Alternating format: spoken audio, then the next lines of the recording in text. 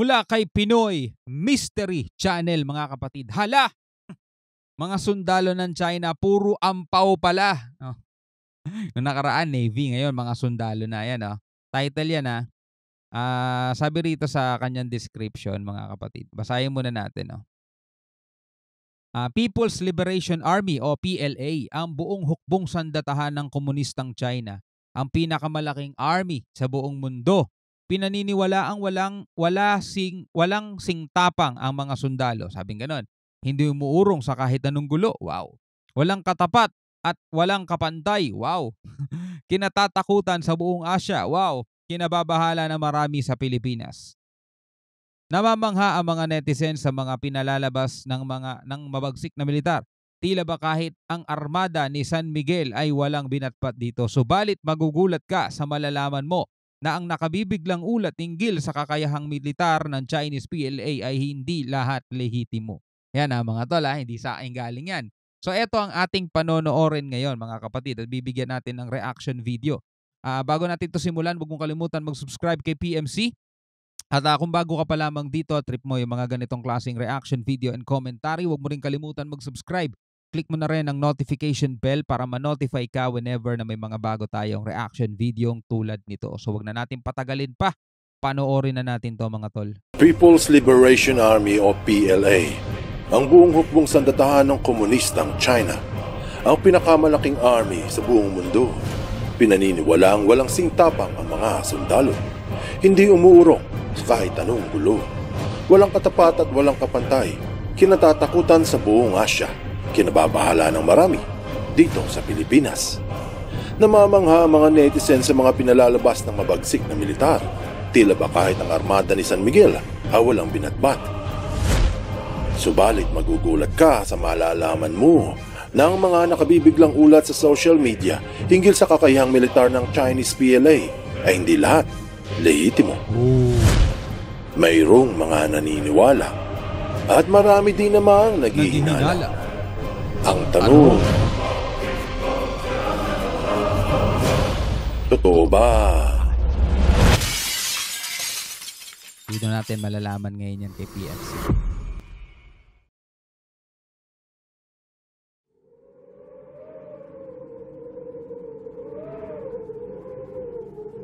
Land of high passes.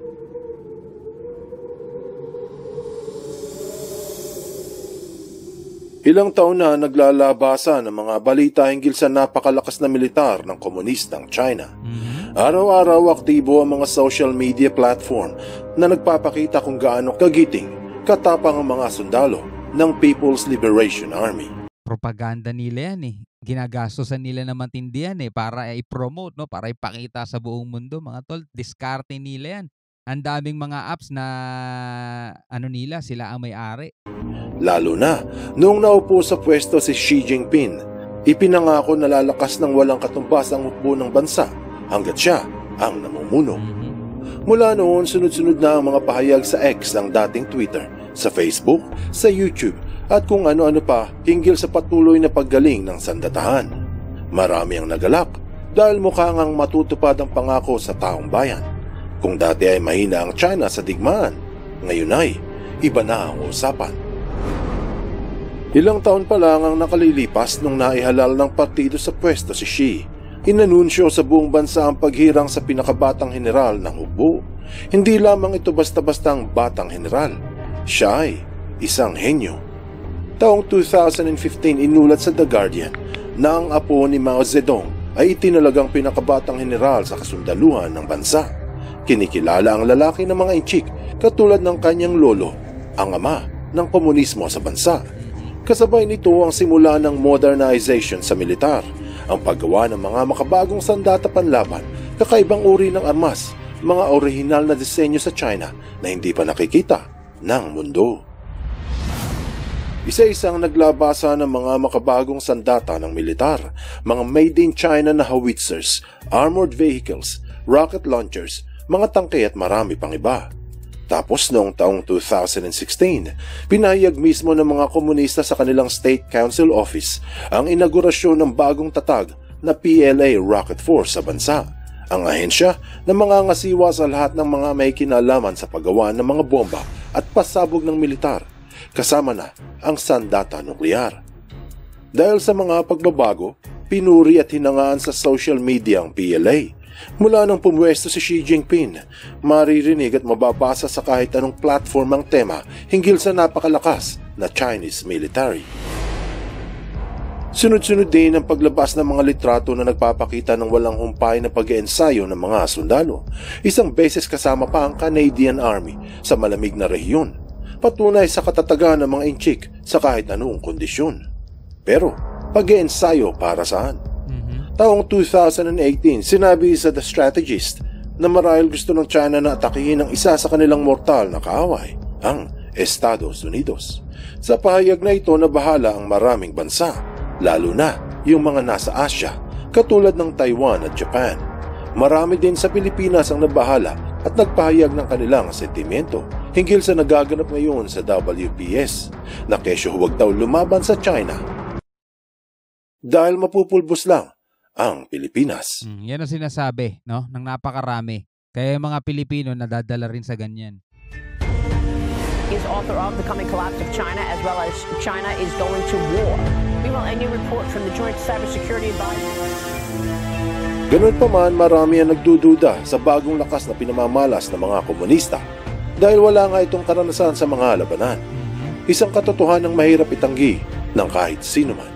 Pero kalaunan, sa ikinagulat ng madla, ipinahayag ng China Arms tagapag-ulat ng mga komunista noong buwan ng Oktubre taong 2021 na aksidenteng nailabas ang ilang litrato ng mga kawawang Indianong sundalo na natalo ng China sa labanan sa Ladakh. Pinakita ang mga sugatan, puro pasa at tila walang laban. Ayon sa mga ulat, 300 Indiano ang napatay ng mga inchik. Tapos sa kabila, pinakita ang litrato ng mga nagwaging sundalo ng PLA. Partida pa, kaunti lamang sila.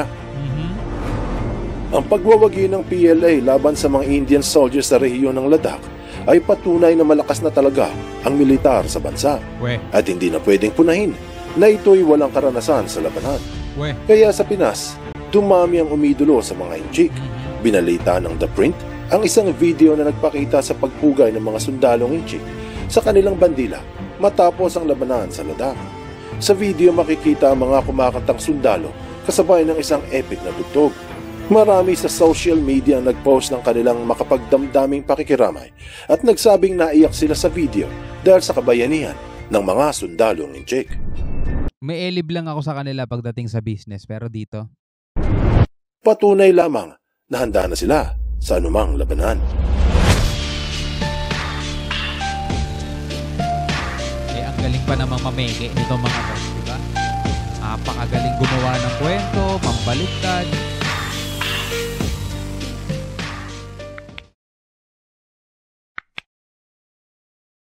Paano nabudol ang buong mundo? Budol. Paano nabudol?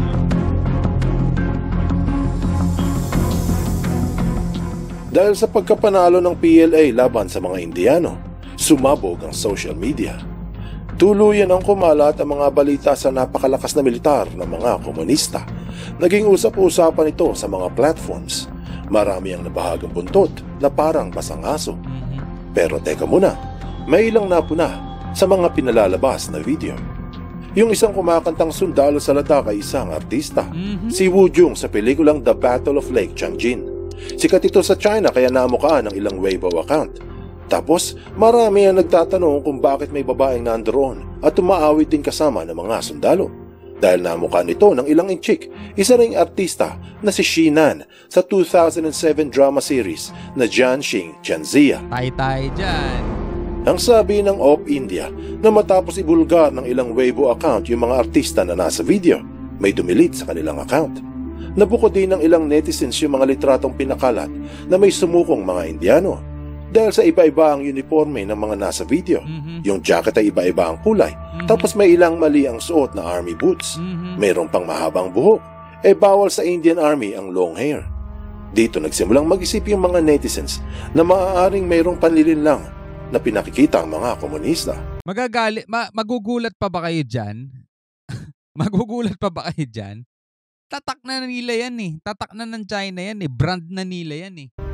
Subalit marami rin na nagtatanong kung hindi raw totoo ang pinalalabas ng China, bakit kalat na kalat ito sa mga social media? Natural. Ayon sa foreign policy, ilang taon lang matapos ang pangako ni Xi Jinping na palalakasin ang hukbo ng bansa, napag-alaman na mayroong halos kalahating bilyong peking social media post mula sa mga Chinese trolls ang biglang naglabasan sa internet. Pumupuri at sumasang-ayon sa mga videong gawa ng PLA. Iyan ay noon pang mga nakaraang taon.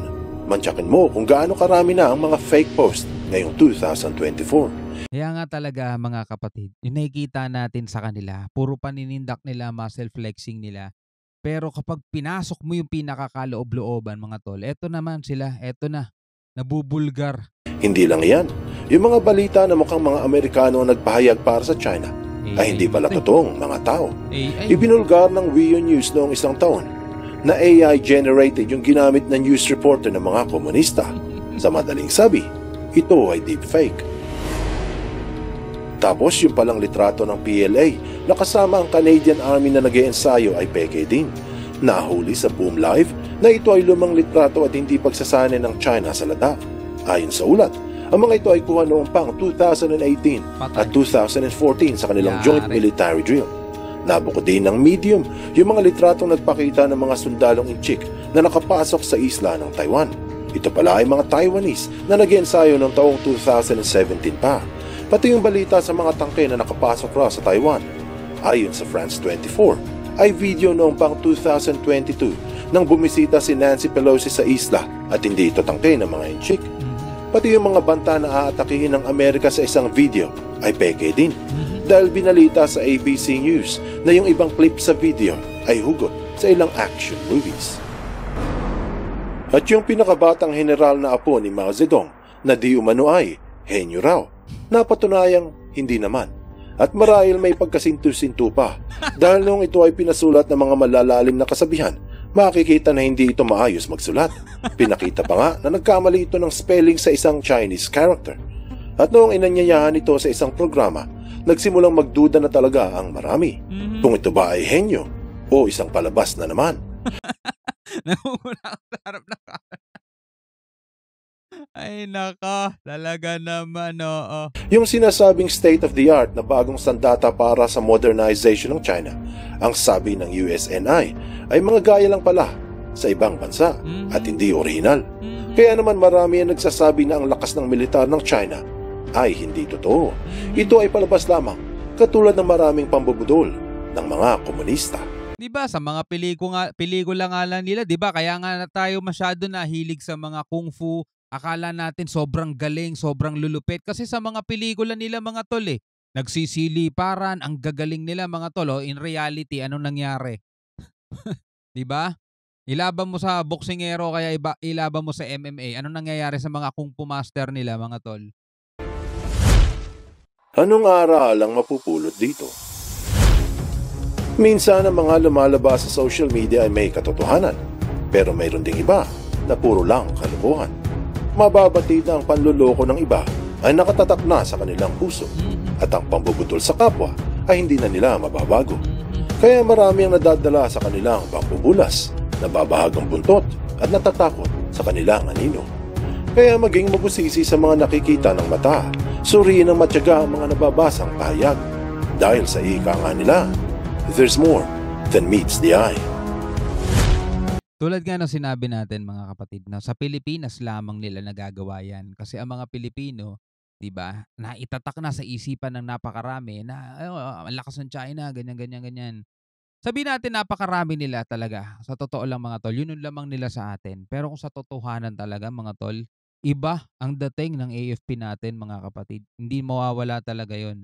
Napakatindi ng AFP natin mga kapatid. At yung AFP natin kayang-kaya talaga makipaglaban at makipagtapatan sa kanila. Balikan nyo na lang sa history, no? Kung ano ang naitulong ng Pilipinas doon sa Battle of Yultong. Total sikat na sikat naman ngayon yun sa social media. Search nyo na lang mga tol. Hanggang sa muli, ako nga pala si Shobal D. Peace out.